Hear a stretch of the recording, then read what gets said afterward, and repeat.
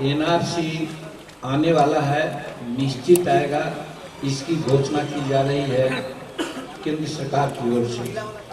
और दूसरी तरफ नागरिकता संशोधन कानून को पारित करवा लिया गया है और यही कहा जा रहा है कि उसमें किसी प्रकार की वैसी कोई बात नहीं है, लेकिन समस्त हिंदुस्तान में आज जो परिस्थिति है, क्या नौजवान, क्या विद्यार्थी, क्या छोटे बड़े व्यापारी, क्या किसान, क्या राजनीतिक दल के लोग, सभी लोग आंदोलित हैं, सब लोग सशंकित हैं कि इस देश का जो संविधान है, धर्मनिरपेक्षता का संविधान है कि हम सर्वधर्म समभाव को लेकर के चलें, उस चीज पर कहीं न कहीं कुठाराघात नजर आ रहा है, चाहे नागरिकता संशोधन एक्ट का हो या आने वाला एनआरसी हो। और इसके खिलाफ समूचा हिंदुस्तान के लोग, सभी तबके के लोग आज आंदोलित हैं और इस पर मरहम लगाने के बजाय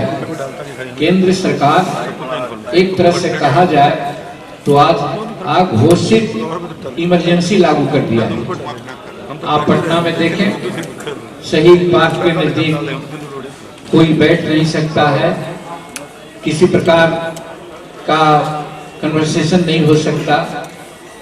एक संस्था, एक पॉलिटिकल पार्टी के पप्पू यादव जी हैं, वो 19 को समर्थन देने की बात की थी, उनको हाउस अरेस्ट कर लिया गया है। इस तरह से अगर दूसरे राज्यों में देखें तो जामा मिलिया जो हमारा यूनिवर्सिटी है, वहाँ बच्चों पर किस प्रकार से लाठियां भांजी गई, अश्रु गैस छोड़े गए, लगता है जैसे जलियांवाला बाग का पुनरावृत्ति वहाँ देखने को मिला। इससे यही लगता है कि ये देश के जो अभी वर्तमान अपने को शासक करते हैं, वो एक एजेंडा पर चल रहे हैं और उनका एजेंडा साफ है कि कहते भी हैं कि अफगानिस्तान, पाकिस्तान और बांग्लादेश ये सब इस्लामिक राष्ट्र है, तो इनका मतलब कहने का है, आगे बोलते नहीं हैं कि हिंदुस्तान भी एक हिंदू राष्ट्र हो जाए। और ऐसा करके जो हमारी मूल अवधारणा है संविधान की, जिसमें हर जात के लोग, हर धर्म के लोग, हर वेशभूषा के लोग, हर भाषा बोलने वाले लोग, हर तरह के सांस्कृतिक कार्यक्रम अपनाने वाले लोग सब हिंदुस्तान के नागरिक हैं और हिंदुस्तान उन्हीं से बना है।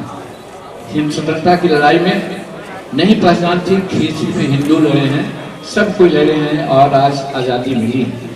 आज इन दोनों कानून के माध्यम से जो देश में एक तरह से बंटवारा का हिसाब लगा रहे हैं, उससे देश पर आसन खतरा है।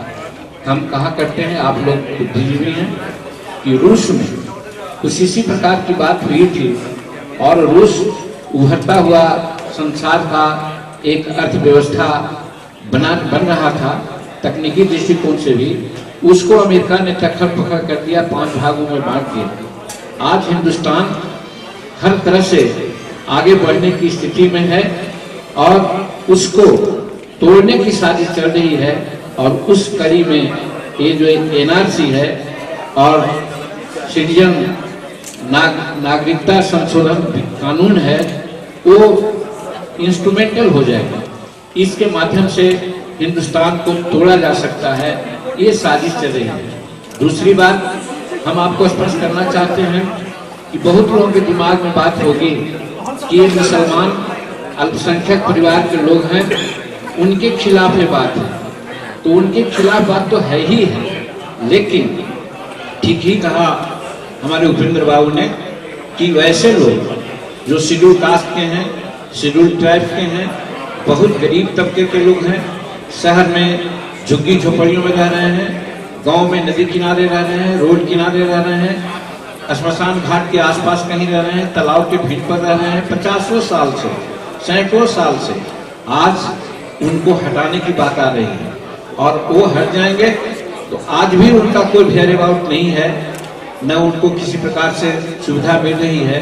तो उन लोगों को एक दिन ऐसा साबित किया जाएगा कि ये लोग भगोड़े हैं, ये देश के बाहरी, और इस आधार पर उन पर अत्याचार करने की बात आएगी। और हमको मालूम है कि 2007 में एक सर्वे कराया गया था जिसमें 6 करोड़ वैसे लोग हैं जो एनआरसी में नहीं है, और 2007 और आज में बहुत फर्क है। इन लोगों की साजिश है कि 130 या 35 करोड़ जनसंख्या में अगर 30-40 करोड़ लोग वैसे लोग हैं जो गरीब तबके के लोग हैं और कहीं न कहीं एनडीए के खिलाफ हैं, खास करके भाजपा के खिलाफ हैं, उन लोगों को भगोड़ा साबित कर दो, उन लोगों को देश निकाला कर दो और देश में एक प्रकार की सरकार लावे और राज्य करे। और आगे चल करके इनका मकसद है, जिसके लिए राजनाथ बाबू ने कहा भी है कि अब हम लोग का अगला पड़ाव क्या है, तो है कॉमन सिविल कोड। ये भी बहुत खतरनाक स्थिति हम लोग के सामने आने वाली है।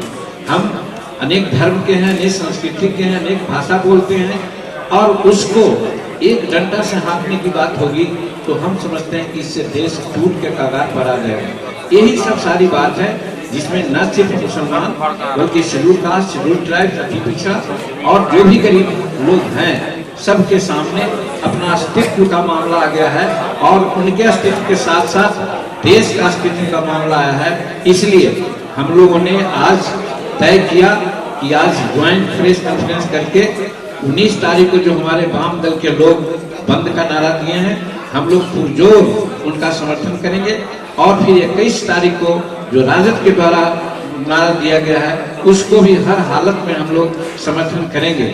और ये एक सतत प्रक्रिया है, इसमें कहीं नहीं कहना चल जाना चाहिए कि महागठबंधन का है या नहीं है।